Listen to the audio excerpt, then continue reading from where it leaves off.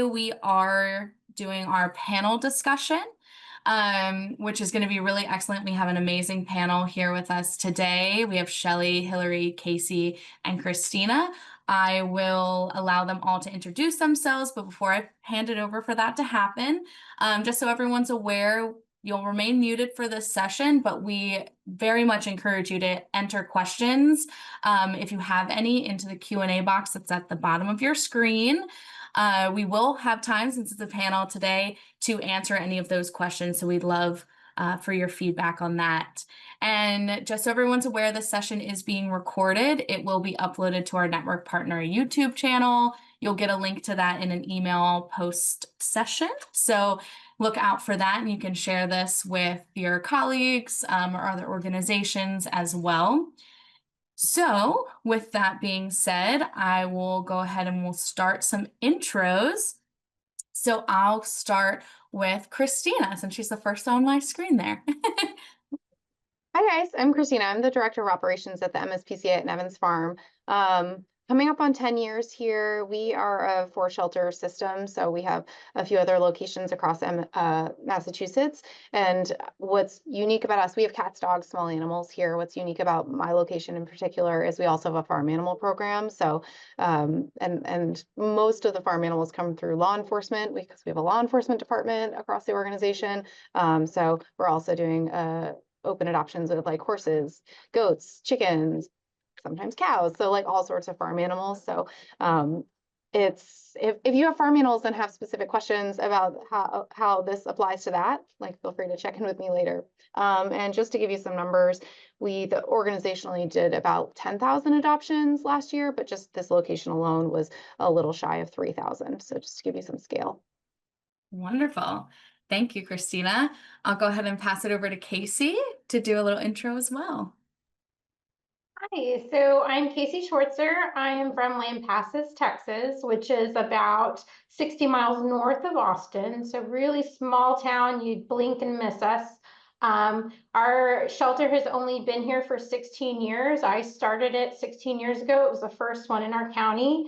So we are owned by our city and our county. So we handle both that. So we're a little different than a lot of shelters, is that we're co-owned by both of those agencies. So we handle about right under 2,000 animals a year, and we as well do livestock and pretty much anything. I think fish is about the only thing we haven't done yet. So I know how it feels to be a one-man show. I saw someone say that. So we're a very, very small organization, and we just have to do everything by the grit of our teeth. So.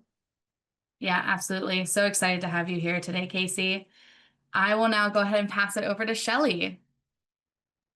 Hey, I am Shelly Delahousie, and I'm the manager at the Lafayette Animal Shelter, and we are in Louisiana, in Cajun country. My girl Hillary is on with us, and she is also from Louisiana. We are a municipal shelter servicing about 4,500 animals a year, so not as big as MS PCA, but we're still kicking it. Yes, you are. Absolutely. And Hillary, our other Cajun gal, I'll pass it over to you. Yes, ma'am. Hillary Detillier, Lafourche Parish Animal Shelter. Been here for about 11 years. We're coastal parish, all the way at the very bottom of Louisiana. Full staff of 7 employees, 2,300 animals a year. And we process about 1,000 adoptions a year, so about half our annual intake. Excellent. Well, thank you all panelists for joining us today. I'm really excited to get this started. So I'm going to go ahead and start with Casey. So Casey, you know that life-saving really happens when we are all able to work together. So I'd really love for you to tell us about how your organization has been partnering with other local organizations to increase your adoptions and visibility. Yeah, so about 6 months ago, I just suddenly decided, like, why are we doing this alone? Like, all of us little shelters were outside of Austin, which, if you're not familiar with Texas, that's where all the donation money goes, because, you know, they've got Austin Pets Alive and they've got all of the money. So we all just decided, why aren't we helping each other? So we created a coalition. There's 10 of us right now involved. And so when I have space, I'll pull dogs from them. When they have space, they'll pull cats from us. We do challenges with each other just to draw in people to follow our page. So, you know, we'll do pie in the face challenges, whoever can get the most adoptions, or, you know, we'll kind of razz each other with funny little signs and things like that, because there's no reason why we're fighting with each other or, you know, enemies with each other. So it's been really, really helpful. We actually today, one of the smaller shelters next to us they get so much flack for, you know, not being able to do as much as other shelters. They came today and pulled a dog from us because they wanted to repay the favor, which was huge because they've never had the luxury to be able to do that before. So it just builds staff morale, and then it's saving lives. So it's win-win. Yeah, absolutely. I love that. It's really great when you can partner together, 'cause we all have a similar goal. We want to save as many animals as possible. And so when we can get together and do fun things like that, it's even better. Yeah. So I really enjoy that program. That's really nice. All right, well then, Hillary, I'll pick on you next. So sometimes those adoption returns can really feel overwhelming for staff, right? And so, especially when you're working in a smaller shelter. So I'd love for you to tell us more about how you're handling returns at your organization. All right. It's a little bit to unpack, so hold on tight. We process returns after 2 weeks as owner surrenders.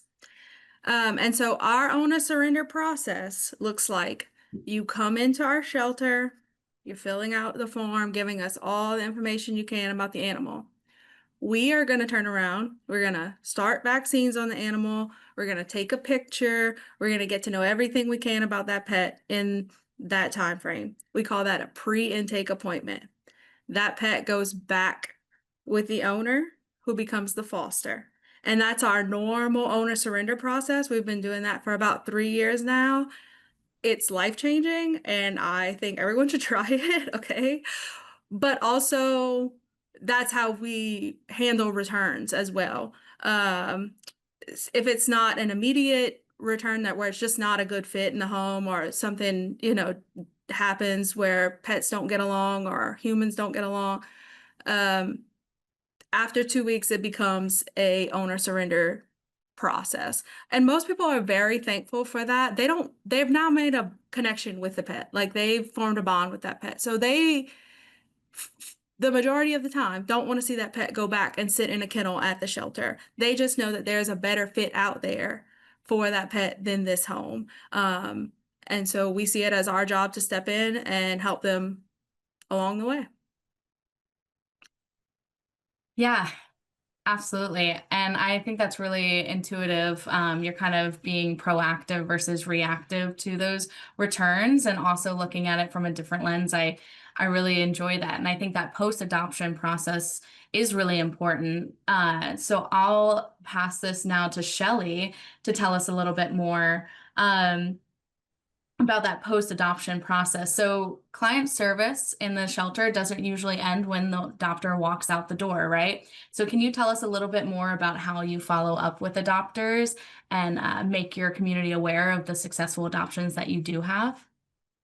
Yeah, definitely. We love this program called Petzel, and so it's Petszel. And so it kind of takes the work off of us, where we just signed up for Petzel. It's free, and I don't work for them, and they're not giving me anything. I'm just saying it works and it's easy. So anything that I can incorporate that I can take our hands off of it, we do that. And so Petzel will do it. So they'll register your shelter, and they actually use your branding to text and email the adopter. So when they leave, it looks like we emailed them or we texted them and asked how the dog was doing or the cat, and if they're having any problems. And then on the back end, Petza will send us reports if someone is having some issues that they would like us to reach out. So then we actually are calling and seeing how we can help. If it's just, some crate training or maybe they need a recommendation on pet food, whatever. So we'll help them on the phone, but the initial text and email comes from Petzel, and we love it because it looks like it's coming from us and we didn't do anything. And they also integrate in your shelter software, so we don't have to like enroll them. It's automatic when the adoption happens. Petzel is contacting them. So it's awesome. We love it. It's hands free. It's great. Hopefully one day I can get their t-shirt or something since I'm always promoting it. But anyway, to Sure, talk you could about, do that. yeah. Is somebody from Petzel listening? No, I'm just kidding. So, and then to follow up with adopters, to promote the good adoptions, we'll regularly contact those adopters and ask for pictures or videos. Sometimes they just email it to us, or Facebook message, just because they want to share. And so we'll use those pictures and videos to share and show people the successful adoptions, that they don't have to get you know upset that we gave away a pit bull because it's gonna go fight. It's in this kid's home and sleeping on the couch with the 2-year-old. So we do those a lot. Cute.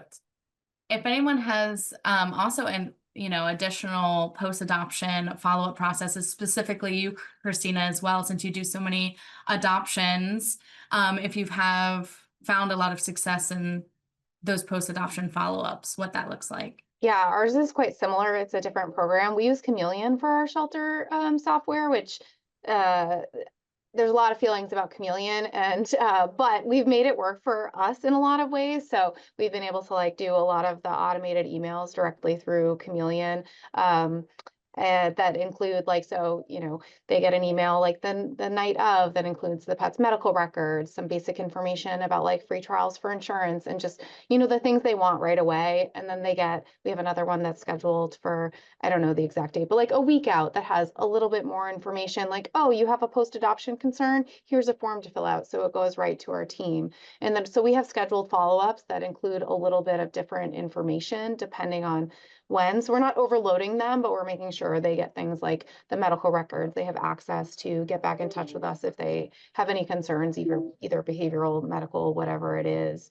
And just really making it easy for them to have the information they need and then get in touch with us. Has been really helpful. And we also get a lot of those nice pictures too, like at different intervals. And we have one after a year that's just like, congratulations, you've had your pet for a year, happy adoptiversary. And that's where you get like a lot of really nice updates that are really great to share with donors, supporters, whatever, on social media. I think you can't like, and they are, like you said, like proof that your open adoption and your open adoption processes are working. Absolutely. I would agree with that. It is super important to have that follow-up, and also it's really a great morale boost for all of us too. Who doesn't like seeing a great post-adoption follow-up? So thank you for sharing that.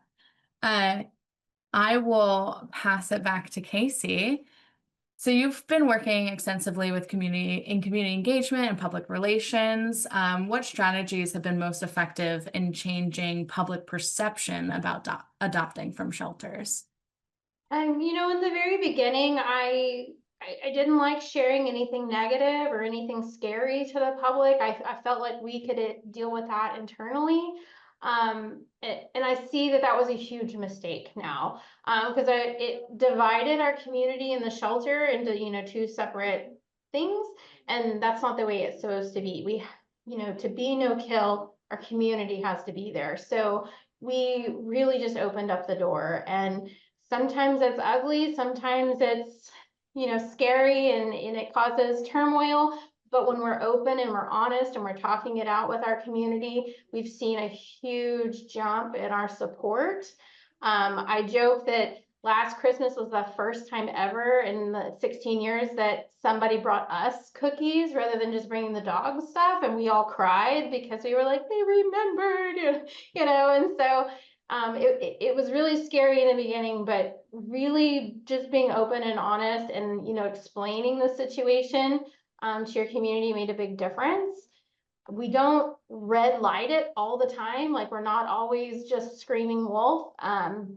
But when things get really down and hairy, we just had a huge knockout about our community cat program that we started through Best Friends in 2023. And so it kind of hit a wall where people were kind of, you know, going back and forth. And so we just laid it all out. And here's the pros, here's the cons, here's what we're trying to do. And I mean, it got me on the news. Like it was a pretty big thing, but our community was better for it. You know, once they understood that this wasn't our choice, you know, that we're asking the community what you want. And so really just laying it out there for your community and making sure they know exactly what it is that you need, because the community has no idea what a shelter really does or what the employees are doing. And unless you really lay it out, like, I need volunteers to do this, this, and this, you know, I need, you know, donations for this exactly. And so that just lay it out like they're children, honestly, you know, like they have no idea what you do because they don't. Absolutely. Yeah, it's super important to be transparent with our community when we can, so that we can get the support that we desire. So I really appreciate the work that you've done to kind of integrate your community into the work that you're doing. And I think it's, you know, one part of that is the community, and I think another part is also just like the mindset within our own organization and with ourselves. So Hillary, when you started to lead that culture shift to improve your shelter save rate, or that improved your shelter save rate dramatically, what was kind of like that first mindset or policy change that got that set in motion?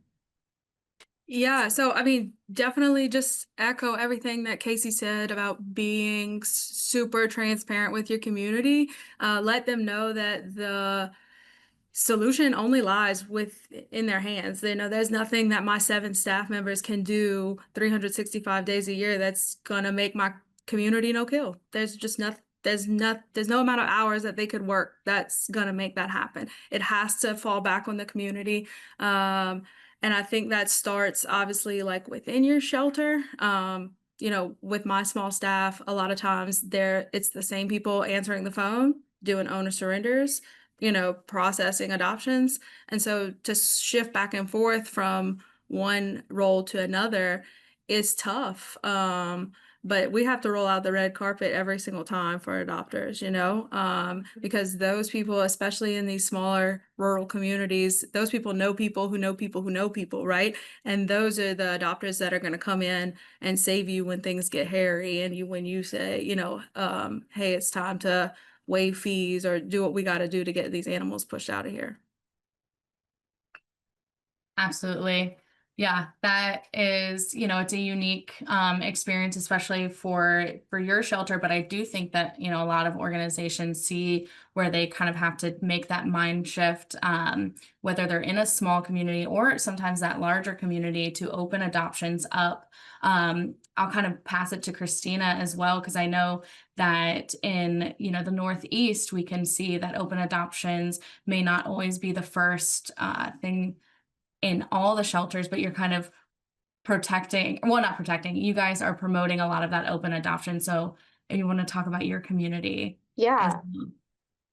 For sure. A lot of what you guys said resonates with me, even though we're in a completely different place. And I think I had a meeting before this, and I was telling someone that I remember the Christmas of COVID. So we have about like 40 or so dog kennels. Christmas during COVID, we had 4 dogs in the kennels over at that time. And what a wild time that was. And I think what really then changed, so we had an additional shelter join us, and we were able to start doing relocation and things like that. But I think, like, if our goal is to not only like get ourselves to that place of placing as many animals as possible and placing every healthy and treatable animal, then like we can't do it alone, and we have to do it together. So I think obviously that has changed. Our shelters are full right now, but in order to make space so that we can continue to help others, we have to be moving animals through. If we're just holding on to animals and looking for that like diamond in the rough adopter, like, we're not going to be able to help anyone else. We're not even going to be in a position to help ourselves. So I think if we like take a step back and really think like, okay, what is our main goal? Like you guys said, like, our main goal is to be kind to people.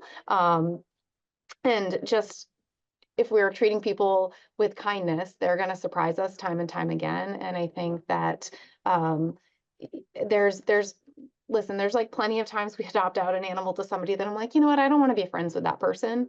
They're not for me, but like they're gonna love that animal to death, and they're gonna have a great home and a great life. So I think that if we can just go in with the mindset every single time of like, again, not here to be friends, not here to judge, like we just want to do what's right for this animal. And even if their home or their situation or their style or whatever looks a little bit different than ours, how can we make a match? And I think I also think that it's important to say that, like, first off, when people think open adoptions, they're like, oh God, well, we can't ever say no. And we're not saying that. We're saying like matchmaking is really important. And that starts when you treat people with kindness and curiosity and can just like really level with them and get to know them. So that you can help get the right animal to their home. And then it just, like you guys were saying, like word of mouth travels really, really fast. And if somebody leaves and says like, oh my God, I had a great experience adopting my cat, you're going to see their friends, their family, everyone's going to come here and want to help you, which puts you in a better position to help not only the shelters around you, but beyond. Absolutely. Yeah.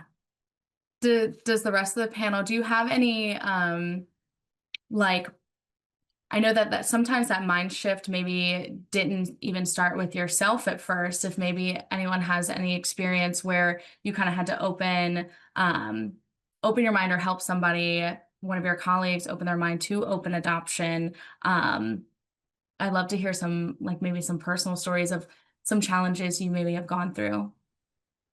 Yeah, definitely me. So it was me, right? I didn't come from this sh animal shelter world. I had no idea. Like, we're so country that if a dog shows up in the yard, like you take care of it, or you get rid, like you don't call animal control. Like I didn't know that happened, and so it was me. Like I went to adopt a dog that I saw on Facebook that I fell in love with. And I don't want to tell the whole story again because I know I did in our session, but I fell in love with the picture on Facebook and then got the rescue to meet me at a truck stop an hour from where I live to give me the dog.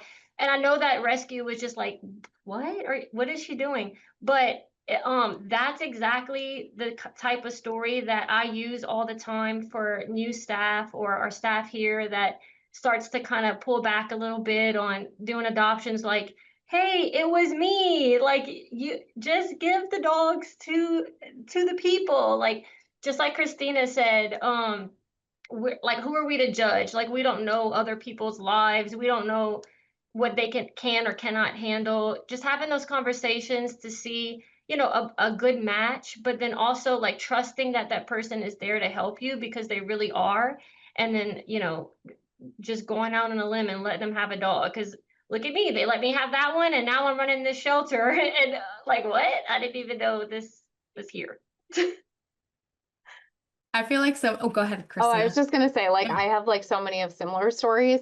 Pretty much, I was talking to someone about this the other day. All of the highest ups in our behavior team all used punishment on their dogs, prong collars, shock collars, you name it. They've all used those on their dogs. Like they are all those people. And truly, I think it's really helps them because somebody walks in and they're like with a prong collar on their dog, and people are automatically judging them and like, I don't want to give them a dog. And it's like, well, but maybe they just don't know. Like maybe can you have a conversation with them and find out like, well, why is that? Why are they doing that? Why does it work for them? Are they open to learn other things? Like, is there a dog that we can, how can we help them? And I think like it's just exactly that, is like people within the shelter have had all of those experiences, and how can we just take that and recognize that we're the same as all the people we're trying to serve, and how does it apply, and how can we just level with them? I just wanted to add, I think it's really easy for us to get in a very negative headspace. We see so much crap every day and we deal with those people that I see it all the time in shelters that, I go to for the nonprofit I'm in, that everything's negative, and so I think it's just really important for us sometimes to step back and just look for those little happy instances and things. They say you're triggered. Well, the opposite of a trigger is a glimmer. And so to look for the little glimmers and the adoptions, because you can get really stuck in that negative looking out for all of the bad things that are going to happen. Yeah, absolutely. I agree. Sometimes it can be hard. I mean, it is hard working every day in and out of a shelter and keeping that positive mindset because you are at the forefront of a lot of those like animal emergencies or those owner surrenders, and it's hard to keep a positive outlook. But when you are able to make so many matches with your adoptable animals, you start to see that your community can be trusted and that you're doing some really amazing things for the animals in your organization. So, and I know we've all, a lot of us have been that person in the beginning who's maybe held back a little bit more, but has since learned how to trust their community as you open up the adoptions a bit more. So I will pass it to Shelly, and I'm going to kind of pivot just a little bit. But you played a really great role in improving both the save rate at your organization, but also with that designing a new shelter.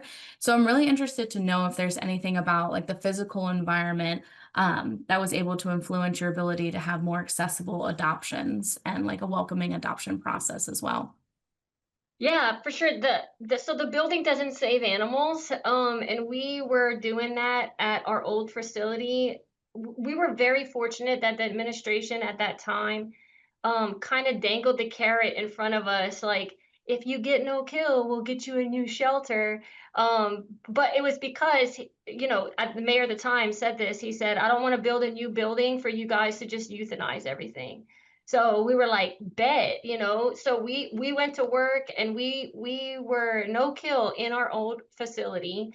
And then, but that is what secured the funding to be able to build this new one. But having to go through it at the old one was such an experience because we already started to realize the way the building should operate in order to try to get more animals out. We wanted that welcoming, atmosphere, and the energy was really important to us.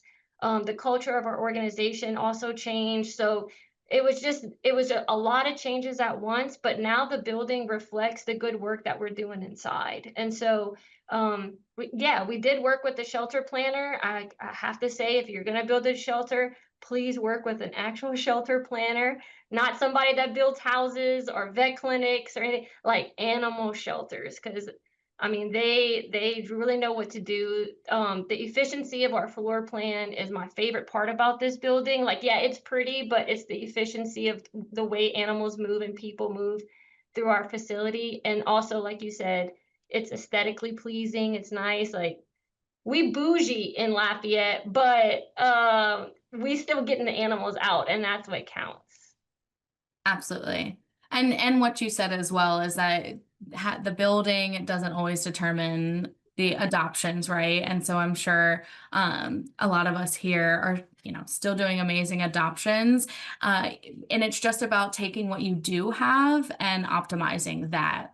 So if anyone wants to elaborate maybe a little bit about how they showcase maybe their animals in their shelter, just like especially our long length of stays or any of our special cases, how are we making sure that our community sees them when they walk in the door?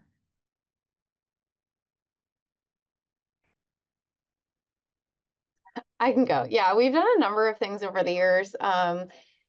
Just we'll have like cats living in offices a lot of the time, or even in foster. And we make sure that, or we have in the past, sometimes we'll even put like cardboard cutouts of the cats in a cage on adoption, or like a nice little poster or something. Also, we have volunteer matchmakers for cats specifically, so they're on the floor talking to adopters. And I think that has helped, like, because they have a favorite cat that's in an office, they can help you like, oh, let me tell you about this cat that you can't see, like helping make the match. We we actually closed our dog adoption floor a few years back, so there's no walk-through traffic, which has been really great in a lot of ways. The adoption floor is quiet, and we've reduced the amount of times people go up to a dog and says, "Oh my God, that dog looked into my eyes and I love him so much and I need to have him," when really it's like nothing. It's like not the dog that they want. Like that's not, it doesn't have any of the behaviors that meet what they're looking for. But we do have, even just like in our lobby, just a TV with screen that's showing all of the adoptable dogs so people can still see them, and then we engage with them to talk to them. But oftentimes we'll have volunteers have some of our dogs outside, like ones that we know are going to do really well, like meeting the masses and just showcasing them so they have an opportunity to meet people. And that's really fun. And even we're just like rolling out a field trip program too, with like, so the dogs will have their little, adopt me vests and all those stuff so that they can get seen outside of the shelter. So that one's new. I don't have any data to back that up and see how it goes, but stay tuned. Oh, I'm excited. I'm excited to see how that goes. I love a good doggy day out type program. They're always really, really successful. So I'm excited to see. Yeah, go ahead, Casey. So we do have a doggy day out program, and that is where we push. We will say like, this dog's really been here, he needs the time out. So people, can take them to Starbucks or any of our other coffee shops and stuff like that and really get them seen. We actually did a really big community push with our doggy day out, where we just kind of pivoted the community against itself to see what family or what business could do the most doggy day outs in a month. And it was really funny because there was no prize at the end, like people just did it.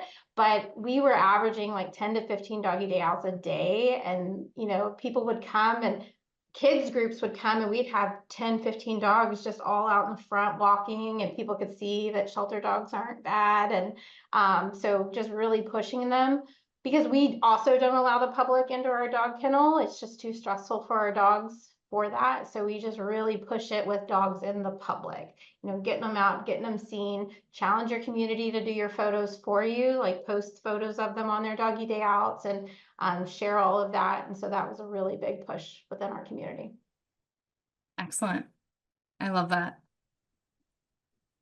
Yeah, so I just have something to add. We only have 18 dog kennels here at Lafourche Parish Animal Shelter, but we I probably have 80 dogs that are currently in our system, because we do so many of those pre-intake, owner surrender to foster. We have so many dogs placed in foster homes. So I just don't think that you can stress enough how important that like first glimpse of that dog is, getting that great intake picture. Even just like a couple 10-second videos that you can pass on to some young staff that knows how to like mash that all together and make it look so cute.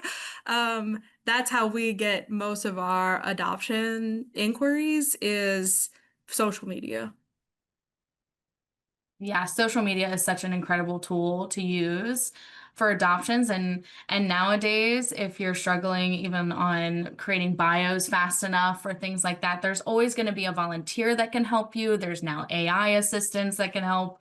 Heartspeak does a lot of good stuff as well. So there's so many tools for you to utilize to get exactly like you said, Hillary, that first glimpse is super important to make sure you have a good photo that's visible.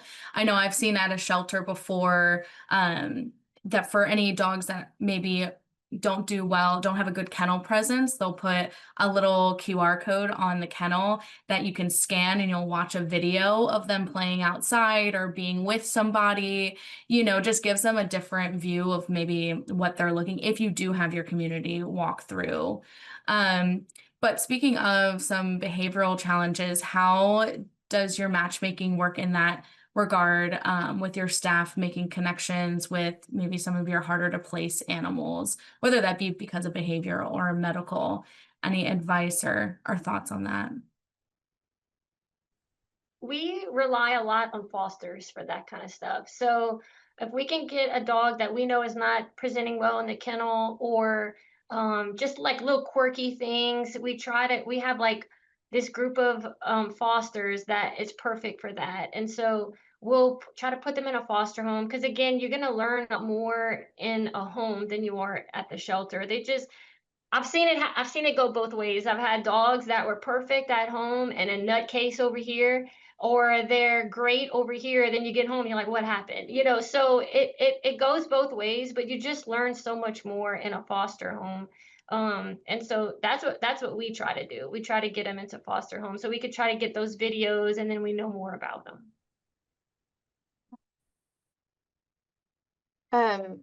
Yeah, so our matchmaking process for dogs, like I said, we have volunteers that do a lot for cats, but even for cats, we're writing like some adoption recs, and we do have a lot of copy and paste options so that it's not too labor intensive. But so we have some basic recommendations of like the things we know about the dogs and like what our recommendations would be based on the behaviors we've seen or what's in their history. And then we just sit down and have a conversation with people. And I think there's an art to this because it's really easy for somebody to come in and feel like they're being interrogated. So there's a lot of staff training that goes into it of like how to have a conversation and collect the information we want without it being an interrogation.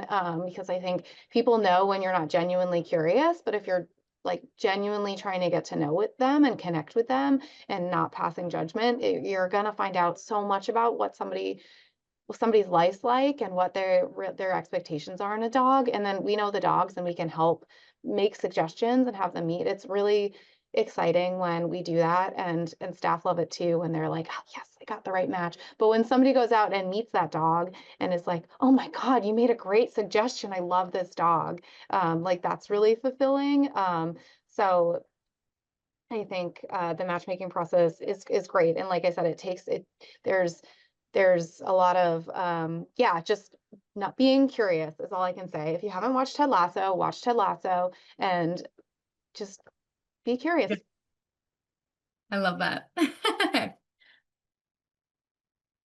And I'll expand a little bit on that for the whole panel here. So as we do that matchmaking, I'm curious to know, when a shelter is just starting out, removing some of those barriers to adoption, right? Like whether they have a very lengthy adoption process, things like vet checks and recommendations and things like that, references, that's the word I was looking for. What would you suggest for a shelter to start with when they're starting to remove those barriers? Or maybe what did you start with when you started to remove barriers? And the importance behind that as well. I know that's a big question. For us, the first step was reducing our adoption fees. And so, so the financial barrier was the first to go. And so our adoption fee for dogs was $100 and cats was $85. And I mean, that could be like a cat with one eye and diabetes. And who's going to pay $85 for that? So our adoption fees got lowered to $35 for dogs and $25 for cats. And then we have the ability to fee waive at any time. So that was the first. And that was just making that one change is started to skyrocket the adoptions. So just that one thing is what we did first. And of course, everything, you know, then you start doing more, but that was the first thing that we did.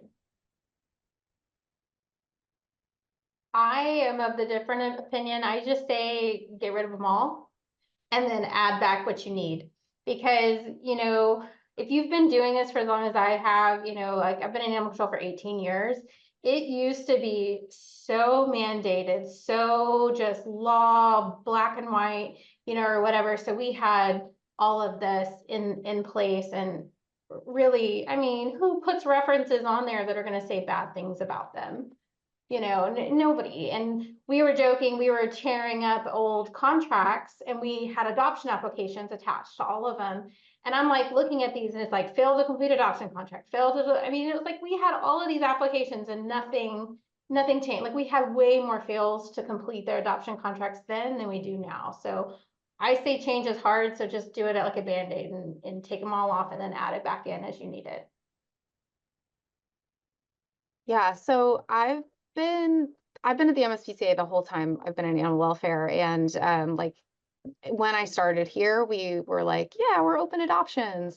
But and like we had the first article on like low barrier adoptions in like 1999. And in like 2018 was when we realized, we were like, oh, but like, are we doing that?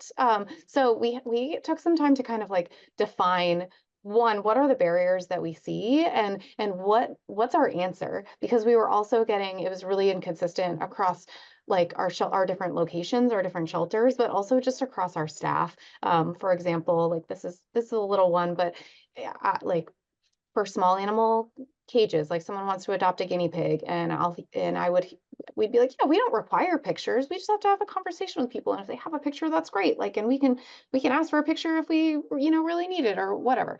And I was like, yeah, everyone knows that. It's great. And then like I'd hear someone at the other end of the desk being like, do you have a picture? No, sorry, you can't adopt today. I was like, whoa.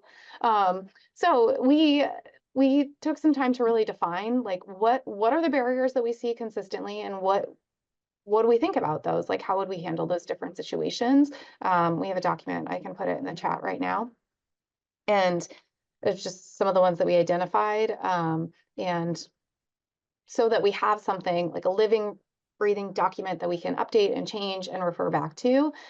Because I think that everyone defines these things differently. And even if you think you're removing barriers, like, your staff member over there might not be. So how are you having these consistent conversations? How are you training staff? I like to just over communicate. And if they're stuck on a match, like how can they come and talk to me and be like, oh, they're like, oh, I really like this kid is crazy. Like, and I don't know about that. They want the scared dog. And I'm like, well, but like, do we know this dog doesn't like kids? Like, what can we do here? Can we try it? Is there a different match we can make? And like talking through it with staff to really help them get to what we're talking about. Because again, the people just understand it very differently. So yeah, if you haven't, like, I think it's worth taking some time to really think through what the common barriers are that you see and how you would kind of handle those and how you want everyone across the board to be handling them.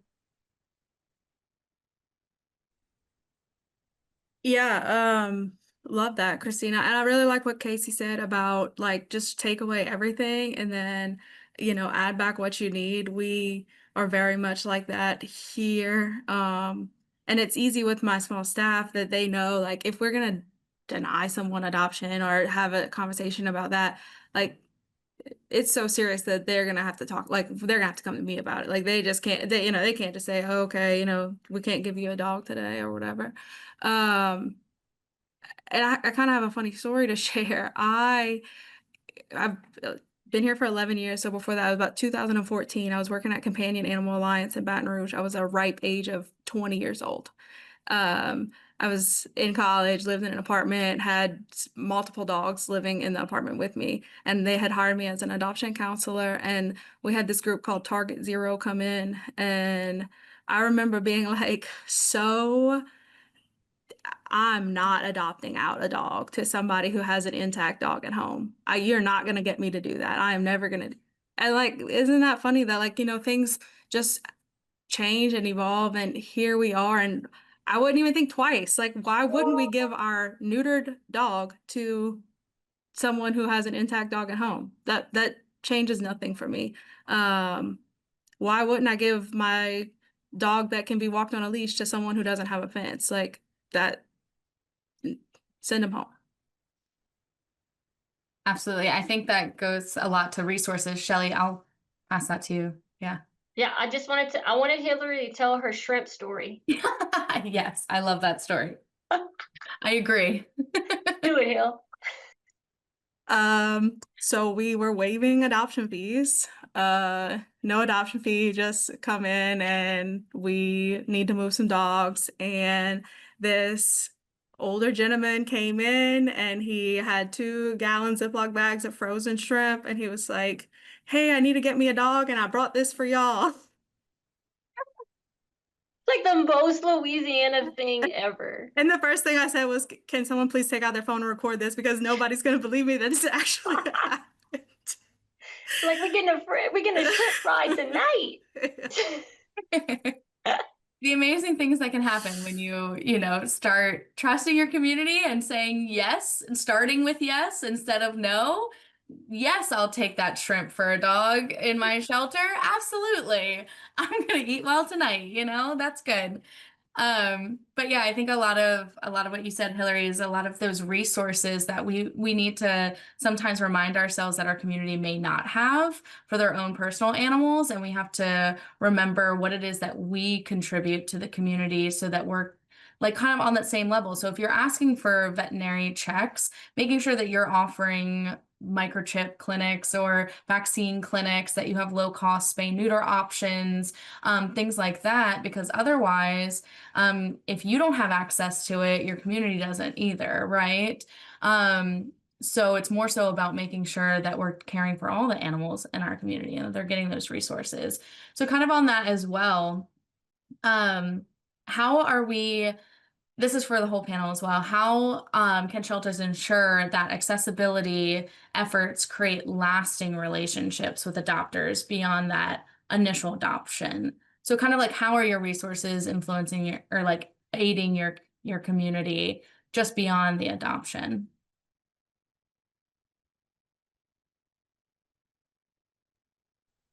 Photographers, I had this thought and I put it in our presentation last week that I think open adoptions are the gateway drug to no kill. And I still feel that way. I think that once you open those doors and let people come in and build that community and build that trust, that you're gonna get to be moving forward. We operated out of a very old building for the last 10 years, and we recently moved into our new building in February of this year. But I mean, we were doing 1,000 adoptions a year out of a building that had no floors. So it's definitely possible, and it's definitely doable to create that culture change. And I don't remember where I was going with this, but Good thoughts. Good thoughts. Yeah. I mean, even Hillary had shared in our presentation that she had free adoptions, and then like a year later, the adopter wanted to celebrate and gave them like a $5,000 donation, or something outrageous. So again, it's just creating that connection, like getting them in the door with free adoptions, or open adoptions, and then creating that connection that they'll help you for years to come. Yeah, as you guys are saying that, really, I think it just goes to how you're creating relationships, and maybe it is through an adoption, and maybe it could be through anything, that just them walking through the door and having a good experience, or maybe you even say no to a match. Like plenty of times someone has come in and we said, we don't have what you're looking for today, but like come back to, if you get that dog, we have training classes, like feel free to come back to us, keep checking in with us. We would love, you would be a great owner and we're happy to work with you. We just don't have that thing right now. And just any positive interactions you can have with people, and I think it just goes back to building trust and like having them be comfortable coming and asking you questions, even if you don't have that service. If someone comes in and says, I have a medical emergency with my pet, and you, instead of just saying, no, we don't help you, you say, oh my gosh, like, tell me, like, where can I direct them? And you just like take 2 seconds to guide them, because you know better than they do. I'm also just thinking back to when I started here, I did an adoption for this like old, like this, at the time she was fairly old hound dog, and that guy came back like every year. He came back to buy food from us for a while, and then he just like kept coming back to like have this dog that I barely remembered visit me, but I remembered that guy, and it makes me want to cry just thinking about it. She died last year, and he came in with like this card and like a whole bunch of photos of their life together. And he just told me this story that like, as she was getting older, he rented a convertible and he rented a house in the mountains in New Hampshire, and they just drove around together so she could feel the wind in her ears, and like he just told me the sweetest stories and how much he loved that darn dog. And I'm pretty stoic. I rarely cry, but holy crap, I cried. And I just was like, I was so grateful that years later, it had to be like 8 years ago, I did that adoption, and he still thought to come back. And that's like a particularly touching one, but there's a number of others. There's been plenty of other people that have come in and been like, I think you did the adoption. I have no memory of them. I have no memory of the dog, but the fact that they've remembered me is so like, it's so touching. And I think like that's what we want. We want them to remember us years later and the experience they had here, just walking in the door and talking to someone. And I feel like that story is gonna to make me cry. I feel like we have a lot of those stories, right? And also I think a really important part that you touched on too is that kind of that client service portion, right? So kind of changing our mindset from customer based where that's just a one-time transaction to client where we are creating that long relationship with our community and how important that is. So, and also client service comes with a lot of additional, smiling, and being mindful of our behaviors ourselves, as people are coming in. And that can be, a really good start to conversation-based adoptions as well, as when we're open and welcoming the community into our organization, then that's how we really make those great matches with our animals. So then, are there any, we have about like 3 minutes, any final thoughts on conversation-based adoptions that you would like to leave our audience with today? Maybe like the why behind why you think it is just one of the most important parts of your organization and how it really does save lives. Well, I want to touch on what you just said about client relationships. And I think that and now I'm losing my train of thought, but anyway, it's huge. And I got there. So I think that this starts from before you even hire anyone. And I think that a trap is to hire people that have really excellent animal skills, and you really want to be hiring people that have really excellent people skills. You can train a lot of the animal pieces. You can't train someone to be just like really a lovely, like customer facing, nice person, non-judgmental. Like you can train that to a degree, but not if they don't already have that there. So I will say like that is huge. It starts from hiring. You have to create the team you want. And if somebody is not coming along, like if you have people that have been there for a long time and are problematic and are not coming on board with this and like they can't do the customer piece, maybe they're not a right fit for you, and that's okay. It's really hard, but I can't say enough about open adoptions. Obviously, like I said, I'll talk about this forever, but there's other people and we don't have all day. But I think that it makes such a big difference with staff. I think somebody mentioned it before. It's Casey. It's really easy to find the bad things about people or the things that went wrong in your day or place blame. And then you leave work and you're at work and you're miserable, and you leave work and you're miserable and you continue to be miserable. But if you look for the good things and you're like, wow, that was hard, but oh God, I could see like I'm glad I was able to, if you can find the silver lining in any situation and you can find the good in people, it feels so much better. And yeah, I just can't say enough. It's going to be a much happier place. Everyone is going to be happier in the workplace. It's going to be more meaningful. You're going to achieve your goals, and you're going to find that purpose that you're looking for. I would just add that 90% of people that step through your door are trying to do a good thing. They're coming to you for help. They're coming to you to help. So, really making them feel special for making that choice, even though sometimes it's frustrating, especially, that person comes carrying in the box of kittens they rescued, or something like that. But you have to think about it from the standpoint of they think they're doing what's best and they're helping.